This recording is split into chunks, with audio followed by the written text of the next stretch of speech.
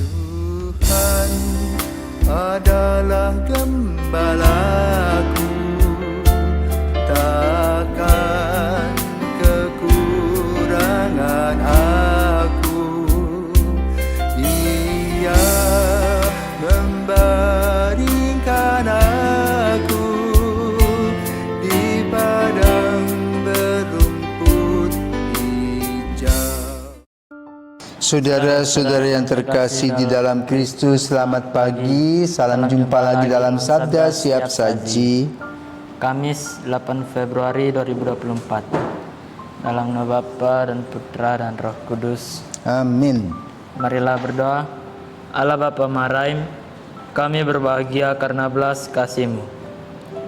Jagalah kami agar tidak melanggar perjanjian-Mu dalam menjalani keseharian hidup kami. Dengan pengantaran Yesus Kristus Putra-Mu Tuhan kami, yang bersama dengan Dikau dalam persatuan Roh Kudus, hidup dan berkuasa Allah sepanjang segala masa. Amin. Tuhan bersamamu Dan bersama rohmu. Inilah Injil Yesus Kristus menurut Markus. Dimuliakanlah Tuhan. Markus bab 7 ayat 24 sampai dengan 30. Pada waktu itu Yesus meninggalkan daerah Galilea dan berangkat ke daerah Tirus. Ia masuk ke sebuah rumah yang tidak mau bahwa ada orang yang mengetahuinya. Tetapi kedatangannya tidak dapat dirahasiakan. Malah di situ ada seorang ibu yang anak perempuannya kerasukan roh jahat. Begitu mendengar tentang Yesus, ibu itu datang dan tersungkur di depan kakinya. Ibu itu seorang Yunani berkebangsaan Siro-Fenisia. Ia mohon kepada Yesus supaya mengusir setan dari anaknya. Yesus lalu berkata kepadanya, biarlah anak-anak kenyang dahulu, tidak patut mengambil roti yang disediakan bagi anak-anak dan melemparkannya kepada anjing. Tetapi ibu itu menjawab, benar Tuhan, tetapi anjing itu di bawah meja pun makan remah-remah yang dijatuhkan anak-anak. Lalu Yesus berkata kepada ibu itu, karena kata-katamu itu, pulanglah. Sebab setan itu sudah keluar dari anakmu. Ibu itu pulang ke rumah dan mendapati anaknya terbaring di tempat tidur, sedang setan itu sudah keluar. Demikianlah sabda Tuhan. Terpujilah Kristus. Selamat pagi Romo. Pagi Phil. Ini Romo, kan dikatakan dalam Injil, setelah meninggalkan daerah Galilea, Yesus berangkat ke daerah Tirus. Ia masuk ke sebuah rumah dan tidak mau bahwa ada orang yang mengetahuinya. Jadi saya mau bertanya Romo, kenapa Tuhan tidak mau ada orang yang mengetahuinya kalau dia ada di daerah Tirus? Selamat pagi Filio dan para pirsawan. Ya, kalau kita bandingkan lain dulu lain sekarang, ya. Sekarang ini orang sudah bergaul, ya, campur baur, bahkan perkawinan pun campur baur, ya. Dulu orang Flores dengan orang Flores, sekarang Flow Bamora, ya toh? Ya, orang Flores, orang Timor, orang Sumba jadi satu, jadilah kamu, ya. Dulu orang tidak sembarangan datang ke tempat-tempat yang bukan kelompoknya. Perlu diketahui bahwa ibu ini adalah kebangsaan Yunani, dari mana tadi? Fenisia. Siro-Fenisia, campur Yunani. Jadi tidak boleh, belum bisa seperti sekarang, ya.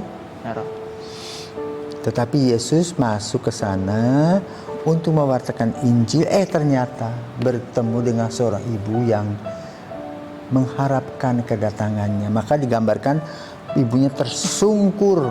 Artinya apa?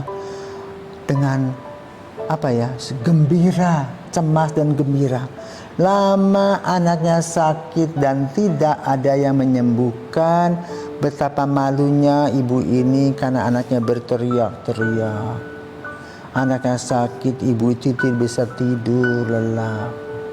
Terus anaknya mengganggu, mungkin dia juga kurus kering karena kurang tidur. Ya. Nah, lalu dia mendengar tentang Yesus. Ketika mendengar tentang Yesus, mungkin dia lari segera. Setelah melihat Yesus, dia mungkin di jalan tersungkur. Nah, lalu di sana terjadi dialog. Ya. Tampaknya kata-kata Yesus itu keras. Anggap remeh toh. Kenapa? Bukan orang Yahudi. Jadi yang pertama yang harus diwartakan orang Yahudi, karena orang Yahudi kalau melihat orang bukan Yahudi disembuhkan tuh heboh tuh, ya. Maka lalu Yesus berdialog dulu tuh, ya. Kata-kata keras anjing itu loh tidak bagus rasanya, tetapi ingin menggambarkan bagaimana situasi dan kondisi saat itu cukup keras. Orang tidak bisa masuk, apalagi laki-laki bertemu dengan perempuan, ya. Lalu terjadilah dialog di mana ibu ini betul dengan sungguh-sungguh mengimani, ya. Biarpun dapat sedikit saja, seperti seorang ibu yang menjamah jubahnya, yang penting aku sembuh. Itulah kira-kira mirip-mirip begitu.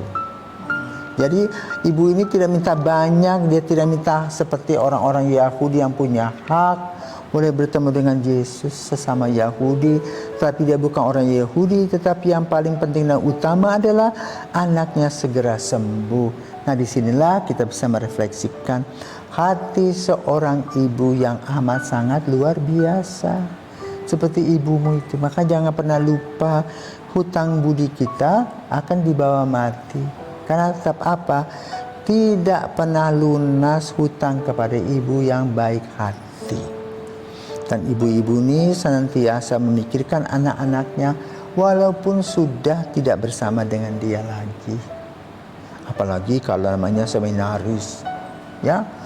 Dengar Filio punya gadis, ibunya panik deh, ya. Seperti itu. Maka kembali kepada apa yang digambarkan Injil pada hari ini, hati seorang ibu itu sangat mulia. Dia mengusahakan semua yang diperlukan anak-anaknya. Bahkan tersungkur pun tadi tidak malu demi anak-anak. Ya. Dan Yesus amat mengapresiasi dan menghargai perjuangan seorang ibu ini. Dan tidak membiarkan ibu itu menderita. Tetapi menyembuhkan anaknya. Dengan anaknya sembuh, ibu itu sukacita. Ya. Maka mari saudaraku terkasih, kita boleh melayani Tuhan dengan baik, ya, dan betul-betul mempunyai iman yang kokoh dan teguh seperti ibu tadi, sehingga kita akan menghasilkan buah-buah yang hebat. Sambil berjuang, sambil berjalan melanjutkan panggilanmu, Tuhan memberkati.